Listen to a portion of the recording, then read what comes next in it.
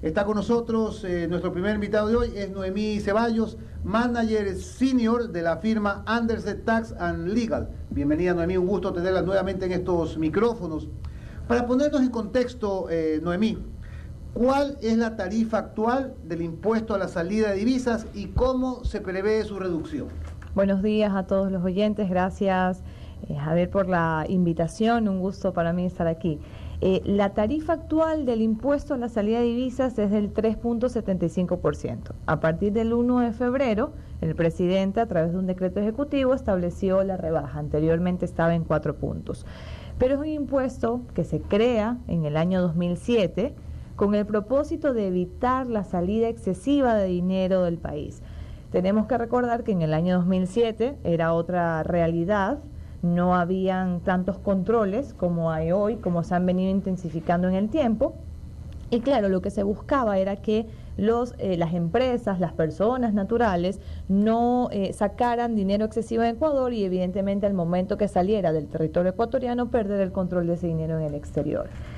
En su momento la tarifa inició con el 0.5%, fue gradualmente incrementando al 1%, luego al 2%. En el 2011 con una ley se incrementa la tarifa del 2 al 5%, y luego ya con el gobierno de Lasso, en el gobierno de Lenín Moreno, se dijo vamos a ir reduciendo gradualmente. Nunca se pudo ejecutar porque necesitabas autorización de finanzas. No, pero necesitabas el billete además, que es la otra razón. Cuando tienes ya la plata, dejar la plata es bien complicado por un gobierno. Claro, y recuerda que el impuesto a la salida de divisas dentro de la recaudación tributaria es el tercer impuesto en un orden de importancia de recaudación. Entonces es un impuesto que de todas maneras aporta un 7-8% a la recaudación tributaria, con lo cual hablar de rebaja de tarifa es también medir el impacto que esta reducción va a tener dentro de esta recaudación.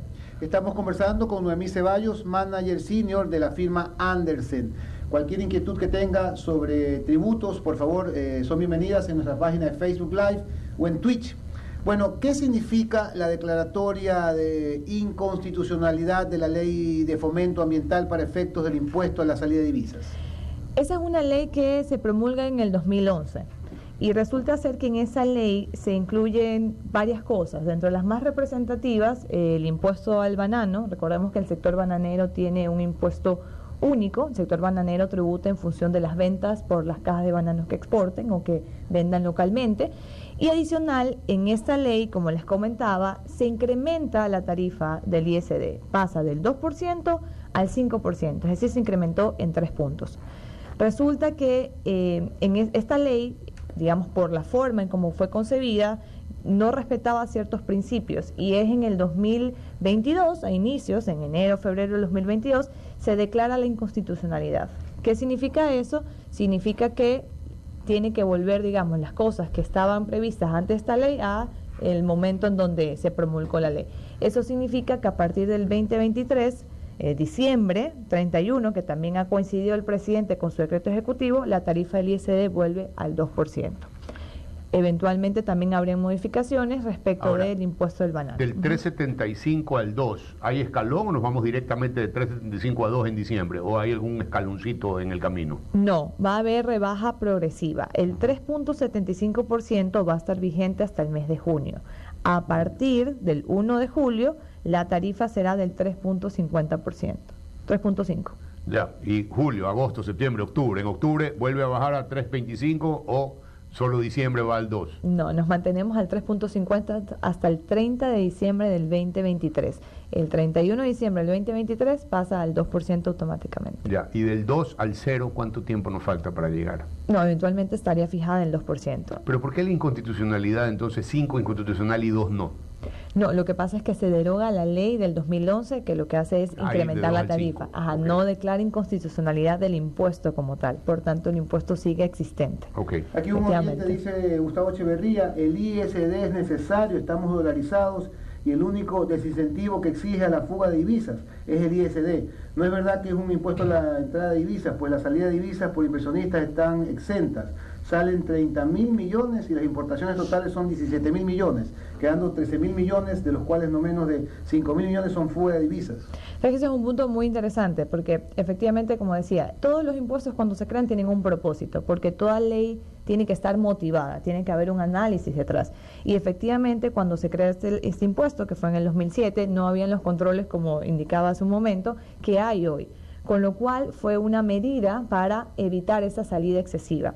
Y a lo que se refiere el oyente es que, claro, cuando hay inversión extranjera, lo que ha hecho el gobierno de una u otra manera es establecer exenciones para que ese impuesto no signifique una, carga para, efectivamente, carga para dividendos o carga cuando, el retorno a la inversión sí tiene ISD, solamente sería el tema de los dividendos cuando hay inversionistas extranjeros que quieren invertir en Ahora, nuestro ¿de qué país. manera concretamente afecta el impuesto a la salida de divisas y las operaciones que realizan las compañías? Lo que ocurre es que es un impuesto que pudiera encarecer la operación si es que ese impuesto como tal no tiene derecho a devolución. Cuando se crea ese impuesto se fue modificando en el tiempo ciertos atributos del impuesto como tal. Una de las condiciones que se estableció es que el valor pagado por impuesto a salida de divisas podía ser recuperado por las empresas. Pero ¿cuándo puede ser recuperado? Cuando la materia prima o el insumo o el bien de capital que se esté importando esté dentro de un listado que establece el gobierno. Si esa partida no está dentro de ese listado, ese ISD es costo. Por tanto, lo que hace es que las compañías que no puedan solicitar su devolución hace que evidentemente su estado de resultados, su estado financiero sea más, más pesado, porque el ISD va a significar un costo. Ahora, Noemí, ¿cómo se compensaría el Estado el ingreso que deja de percibir por esta reducción en este impuesto? Recordemos que, hay dos corrientes que pudieran ir los estados para poder incentivar recaudación. Una es a través de más impuestos, con lo cual consigues evidentemente más recaudación. Pero otra política de Estado pudiera ser más bien reducir impuestos y apostar a motivar inversión y a apostar al consumo. De una u otra manera, muy similar como el IVA, que pudiera ser materia de otra sesión, el IVA también ha sido un impuesto que es el que aporta mayor recaudación, y lo que el Estado de una u otra manera ha apostado es a rebajar tarifa, por ejemplo, en los feriados, para motivar consumo. Muy parecido a lo que pudiéramos, igualar al ISD, que lo que se está haciendo es apostar a bajar tarifa para que haya más dinamismo dentro de la economía, más importaciones, pero evidentemente a un costo menor. Ahora, efectivamente, cuando el capital quiere irse de un país, llámese salida de divisa 5, llámese 2, para contestarle a la persona que le escribía a Juan Javier, el momento que tú quieres llevarte la plata, ¿te la llevas con 2 o te la llevas con 5? Punto. O sea, no es que, es que como tengo que pagar el 5% no me la voy a llevar. Te la llevaste. Hay que sumarle a estos juegos las remesas de los migrantes, que también son un montón de plata que le llega al Ecuador y que le consigue pues un poco balancear la economía ecuatoriana. Porque al fin del día ya vamos en 3.75 y yo sí te voy a decir dónde encarecía la salida de divisas, cosas como por ejemplo los seguros. Porque las compañías de seguros tenían que pagar salida de divisas por sus reaseguros. Y en algún momento el gobierno no dejaba que tú compenses, pero tú dices, a ver, yo voy a contratar reaseguros por 100 millones de dólares. Tenías que pagar 5 millones de salida. Pero es que tú recibías, porque los reaseguros, obviamente los aseguradores te pagaban parte de los siniestros ocurridos. Entonces tú recibías 80. Y tú decías, ok, déjeme pagar por 20, porque en salida de entrada, lo que realmente se fueron 20, 80 fueron compensados, me pagaron 80, yo pagué 100. No, el Estado te decía, no señor, usted me paga sobre todo lo que firmó que confirmó que iba a salir, aunque no haya salido. ¿Qué te parece? Sí, efectivamente, eso fue una de las modificaciones que tuvo este impuesto, porque el objeto, el hecho generador, ya hablando en tecnicismos, era cualquier salida de divisas y cualquiera que fuera la forma de compensar. Hablamos ya de temas legales de cómo extingues obligaciones. Y una de las formas de extinguir obligaciones es compensar. Para dejarlo claro, la compensación es cuando tú me debes, yo te debo, compensemos y te pago la diferencia. Si es que lo que yo te debo es mayor o lo que tú me debes viceversa, ¿no? Entonces, efectivamente, en el pasado no se podía, digamos, aplicar esa compensación, pero hubo una modificación en algún momento del tiempo y sí, nosotros como Andersen tuvimos la experiencia de asistir a algunas empresas en el sector Creo que seguro. ¿Fue en el 2017 o en el 2018? Sí, en esa época hubo el cambio en donde ya se aceptaba que la compensación estaba exenta ISD. Si tú compensabas, lo que pagabas era la diferencia, lo que efectivamente enviabas. Que era al muy exterior. lógico, pues, o sea, que porque el resto era una locura, pues, y de hecho te glosaban por esos montos. Sí, hace sentido si es que vemos cuál era el espíritu del impuesto, y el sentido era evitar la salida excesiva de dinero como tal. Por tanto, si es que enviabas, digamos, un valor neto, lo lógico era que se grabara ISD bajo el valor neto, digamos, solo por lo que La compensada, correcto, que es como se hace hoy en día. Es como se hace hoy día. Permítame leer algunas opiniones del público. Julio Acuña dice: salida de divisas, los dólares todos los días salen en forma de remesas hacia Venezuela, Perú y Colombia. Y Venezuela ya está dolarizado gracias a las remesas que le llegan desde Ecuador.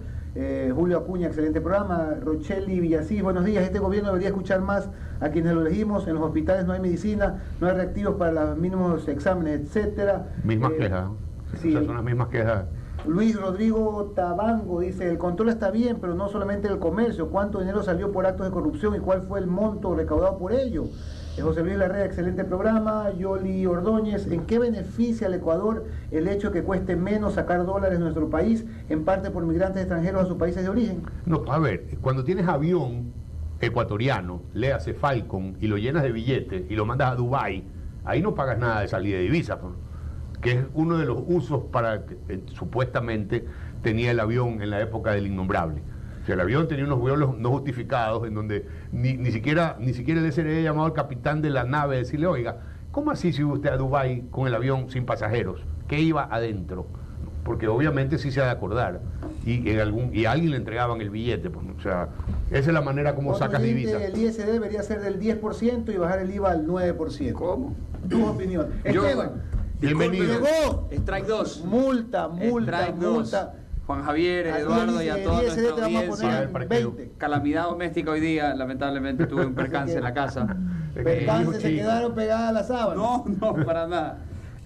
Bueno, y como digo, disculpa a nuestra audiencia porque la semana pasada también por el tráfico no pude llegar a tiempo.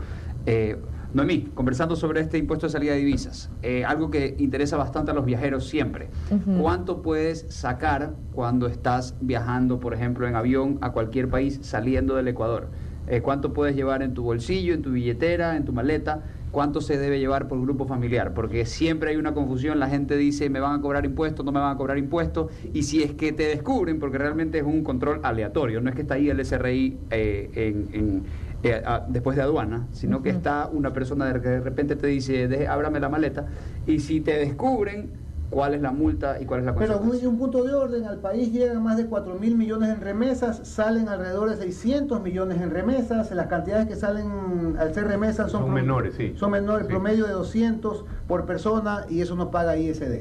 Sí. Me dice un oyente, adelante, Noemí. Hay un monto que está establecido que también se cambió en su momento. Hay un monto de que tú puedes usar tarjetas de crédito y que tú como viajante puedes salir del país. Me parece que está en 3 fracciones básicas, son como $1.200 por persona, un monto aproximado de eso. Y claro, siempre hay una confusión de que... ¿Mensual? Por salida. Cada vez que uno viaje por persona. Y hay una confusión porque como uno tiene que ir en una declaración aduanera, siempre se piensa que puede sacar como $10.000, una cosa así, pero para efectos del Claro, es que ISD, $10.000 es el tope para lavado de activos para declarar. Eso en todos los países. Tú llegas a Estados Unidos con más de $10.000 y tienes que declararlo. Así es, pero se confunde que puedes sacar $10.000 con el hecho del ISD, pero si hay un límite que son aproximadamente $1.200, si excedes ese límite, claro, ya tendrías que pagar ISD sobre la diferencia, sobre el exceso. Que en la práctica lo hagas, bueno, esa es otra historia. Pero si te hacen una revisión, eventualmente te van a exigir... Yo realmente no entiendo cómo es el control, porque tú puedes llevar los 3 salarios básicos, por ejemplo, que son aproximadamente $1.300 hoy en día, pasas la aduana y en la puerta hay un cajero. ¿Estás visto? En las puertas y en los gates para salir Hay cajeros. Yo no he visto el cajero. Yo, bueno, Mira, no he visto cuando- el cajero, pero me voy a fijar. Cuando vaya hay un cajero, entonces puedes sacar más plata. Yo soy de los alienados que ya van con $200. O sea, Sí, hay que la usar gente tarjeta de se crédito, pero que la tarjeta y me en haga la el tarjeta de descuento. crédito tienes un cupo también. Sí, Entonces, $5.000. ahora lo venía escuchando y efectivamente a través la Corte Constitucional apuró al presidente en reducir el ISD del 5 al 2%. A diciembre de este año tiene que llegar al 2%, que es lo que inicialmente estaba, me parece que hasta 2009, 2011, cuando se aprobó esta ley de fomento ambiental, creo La que ley era. de fomento ambiental y optimización de ingresos. Así es, por una ley de fomento ambiental, Correa aumentó el impuesto a la salida de divisas del 2 al 5. Y este impuesto, como tú bien lo decías, inicialmente comenzó siendo estos impuestos regulatorios, que se le llama. Y es más, la ley que prevé este impuesto lo llama como de control. De control, claro, es un impuestos impuesto como el que regulatorios. tiene el Efectivamente. tabaco o el alcohol. O el ICE. Claro, el ICE, claro, que te lo ponen como especiales. efecto disuasivo para que en principio el tabaco sea más caro y compres menos tabaco, el alcohol sea más caro y compres menos alcohol, y en este caso sacar plata sea más caro y saques menos plata. Ajá. Cosa A la- que cuando la plata quiere irse, teoría mía. Que a las finales la plata se sigue yendo al Ecuador y por Así eso es. se convirtió, como bien decía Noemí, como bien decían ustedes, se convirtió en un impuesto recaudatorio, más que regulatorio. Es el decir, tercero. Es el Ahora, tercero dentro de la Claro, porque recaudación. recauda más que el ICE. No, Fíjate. pero bueno, 7%. O sea, Entonces, ¿no? hay Pero, que a ver. ver, hoy, acuérdate que- del 2, la sí. pregunta va del 2. Ok, terminamos diciembre del 2. El presidente tiene hasta 2025 en teoría para cumplir su promesa de llevarlo a cero.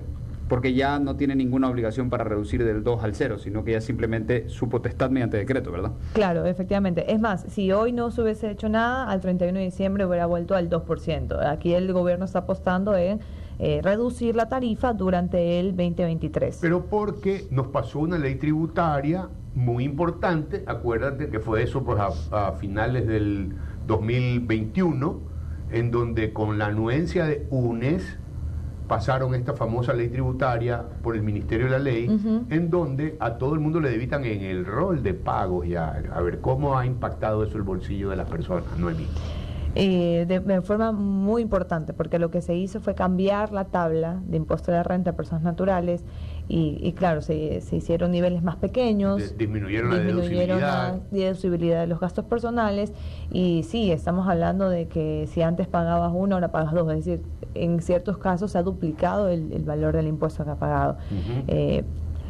Y bueno, claro, eso impacta mucho al bolsillo de todas las personas naturales, ¿no? Claro, de hecho, lo que se critica ahí es que el gobierno, digamos, atacó a su base electoral. Era un mal paso político el haber pasado una reforma tributaria que encima fue diseñada para negociarla con la Asamblea y que como finalmente pasó con el Ministerio de la Ley, pasó tal cual el Ejecutivo sin negociación alguna, sino que se fue dura y madura. Sí, pero dentro de las posibilidades o probabilidades tenías que prever que podía pasar por el Ministerio de la Ley. Claro. Y mandaste la reducción de gastos deducibles, porque lo que realmente afecta no es el aumento en la tabla. Hay un aumento en la tabla, es decir, Sí. el porcentaje, la tarifa que se aplica a la base imponible sí aumentó. Correcto. ¿ya? Pero además- el golpe de efecto realmente que tienen los ecuatorianos mensualmente en su bolsillo por las retenciones que le practican las empresas que les pagan es por los gastos deducibles, porque ya no tienes cómo Se deducir. eliminó $14.000 de deducción, que claro, es una Pero bajó, más o importante. sea, creo que es 8.000 ahora. No, No, es, no, mil, no. es 1.000 y pico, son dos canastas básicas si estás más arriba de Es 24.000 una dólares. fórmula media compleja, cuántica ahí, pero en el bolsillo son $500 y $1.000 máximo que podrías Hay una descontar. pregunta del público: ¿cuánto estima que del total del ISD se origina en importación?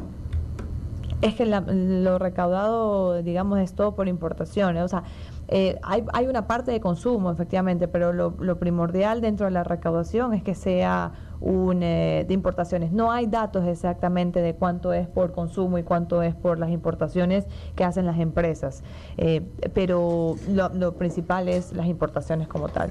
Ujú. Ahora, y, Sí, sí, sí. no, y esta deducibilidad recortada a $1.000 o $2.000 significa que el Estado ya en el año pasado aumentó significativamente su recaudación de impuesto a la renta. Desde el año Sí, pasado. desde el año récord, pasado. bate récord Sí. todos los meses. Ahora Claro. sí podría pues dejarnos en cero la salida de divisas, porque claro, todos estos récords batidos son plata que le están sacando del bolsillo a la gente. Gente que no está muy conforme pues, con no haber pagado antes o haber pagado muy marginalmente y hoy tener que cotizar. Que al fin del día, si te pones a pensar, es la manera como sostienes un Estado, tributando. Es que de Pero acuerdo. el que hace los deberes, en este caso el gobierno de Lazo, sale mal parado porque la recordación que tienen los ciudadanos es Él fue el que me puso el impuesto, el que me subió el impuesto. Claro, porque afecta directamente al bolsillo de la persona natural, pero también recordemos que entre más tarifa ISD, las empresas que no pueden recuperar ese impuesto va a ir al costo, y eso qué significa que el producto final que nos llega a todos nosotros va a ser más caro. Entonces, de una u otra manera también está afectando al bolsillo. Lo que pasa es que no es de manera directa tan visible como es el impuesto de la renta en el rol de pago, pero al final tiene influye dentro del impacto en la persona natural también. Una pregunta del público. John B. dice, ¿por qué los vehículos son tan caros en Ecuador a diferencia de Perú y Colombia? Bueno, ahí son también influye no solamente el impuesto a salida de divisas, sino también tratados internacionales que tengan los países con el país como tal, con el país que se está importando en materia de aranceles. Y bueno, lo que se está haciendo es que ya con tratados con Unión Europea, por ejemplo, por eso los vehículos han bajado, o sea, son más baratos, pero son ya otros aspectos que influyen cuando hablamos de temas de vehículos, principalmente aranceles y temas de importación. Mira, un oyente me dice, mientras más se acerque el fantasma de Correa al gobierno, más saldrá y se generará el ISS, impuesto a la salida por susto. Estamos conversando con Noemí Ceballos, manager senior de la firma Andersen Tax and Legal. Noemí, ¿cuáles son las alternativas vigentes por las cuales se podría solicitar una exención de impuesto para inversiones? Bueno, hoy existen exención de ISD si se firma un contrato de inversión. Generalmente la exención está atada a fomentar inversiones, como les comentaba hace un momento.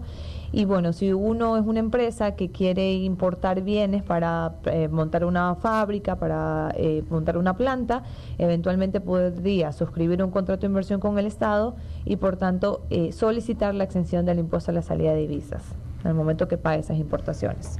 Oye, hablando de los influencers, que es la otra cosa que teníamos y que estábamos conversando fuera de micrófonos, hoy el del SRI le empieza a poner el ojo a estos influencers porque decide que sí, están facturando, y porque las mujeres ahora no lloran, ya facturan. Así es.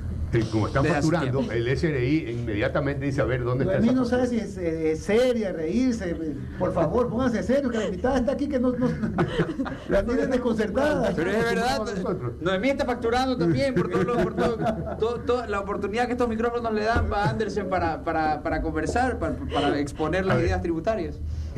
¿Hasta qué punto el SRI conoce tus movimientos, digamos, tus ingresos y tus egresos cuando ya te destacas como influencer?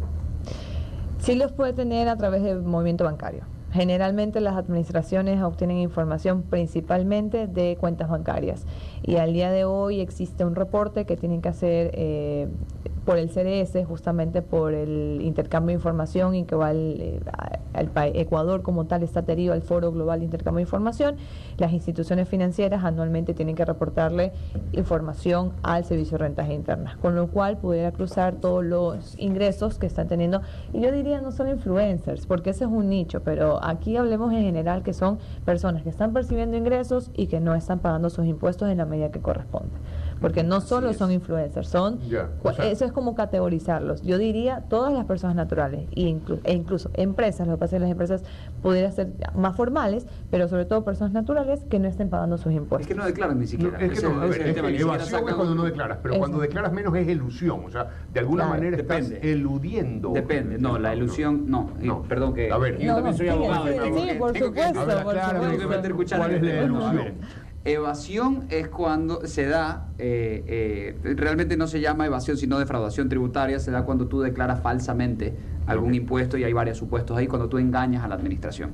Elusión no es precisamente una conducta ilegal. Elusión lo que haces es tú usar medidas legales para que el impuesto no te caiga. Ya, por ejemplo, te pongo un ejemplo. En vida, un padre comienza a donar año tras año bienes a sus hijos. Paga un impuesto a la donación año tras año, porque ese impuesto se calcula en función del ejercicio fiscal. Paga impuesto a la donación un año en que donó un carro. Los hijos pagan el impuesto a la donación. El siguiente año pagan otros hijos, el siguiente año pagan otros hijos y así en 3 años fue dividiendo la tributación con el impuesto a la donación, cosa que cuando esa persona fallece ya no hay impuesto a la herencia. ¿Y qué se hizo? Se eludió el impuesto a la herencia. No se lo evadió, porque tú has utilizado mecanismos legales para que ese impuesto no te caiga. Puedes usar mecanismos ilegales para eludir. Totalmente. Puedes usar mecanismos no tan santos para eludir impuestos también. Es que ahí acá es elevación. Claro, ahí, o sea, no hay término. Esa, digamos, es la línea delgada entre eludir, entre evadir. Pero defraudación definitivamente es hacer una declaración y no decir lo que era. Y es más grave desde mi punto de vista que simplemente, porque es un delito, efectivamente, a decir, bueno, no sabía que tenía que estar incorporado y no tenía ni siquiera RUC, por ejemplo. De todas maneras, estás evadiendo, pero no es lo mismo mentira que, bueno, no presentar una declaración siquiera, pudiera ser por desconocimiento. Correcto. Y hoy, pues yo veo que en Diario Expreso, cuando eres candidato a algo, te publican cuánto has pagado de impuestos en los últimos años. Y sorpresivamente, muchos candidatos que tienen un estándar de vida bastante interesante, tienen 0 pagos. O sea, ¿cómo puedes candidatizar? Usted y yo pagamos más que todos los asambleístas. Por eso le digo que cuando... ¿Qué pasa, por ejemplo? Solo los idiotas pagamos impuestos. Noemí, ¿qué pasa, por ejemplo, ahí cuando un candidato o un gobernante, un ministro, etcétera, dice, no, pues si yo pago por impuesto a la renta $1.500, ¿cómo tan bajo? Sí, pero mis empresas pagan impuestos en demasía. ¿Qué pasa ahí?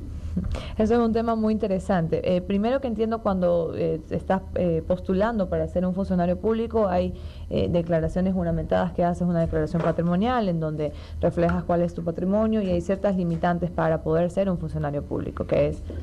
Pero tienes el patrimonio, pero no tienes los ingresos para respaldarlo, porque ¿de dónde salió el patrimonio si no has pagado impuestos? Sí, efectivamente, dentro de esas declaraciones tienes que justificar, y ya Fiscalía se encargará de hacer su rol en el evento que haya algo que revisar. Y de acuerdo a lo que me preguntaba sobre el tema de las empresas, te diría, no tiene nada que ver que la compañía pague en demasía, eso será asunto de... Tú eres el representante legal, tú eres el gerente general, no tiene nada que ver. No tiene nada que ver, porque son 2 contribuyentes diferentes. No, te multan. 2 contribuyentes distintos. O sea, que el impuesto que paga la sociedad por su actividad económica, y tú como persona natural, el impuesto que debes pagar como persona natural. Y entendemos que durante el 2023 el SRI va a enfocar, o va, digamos, llevar sus recursos a fiscalizar, lo ha dicho el director general del Servicio de Rentas Internas, a fiscalizar personas naturales que estén utilizando esos mecanismos para no pagar el impuesto que corresponda.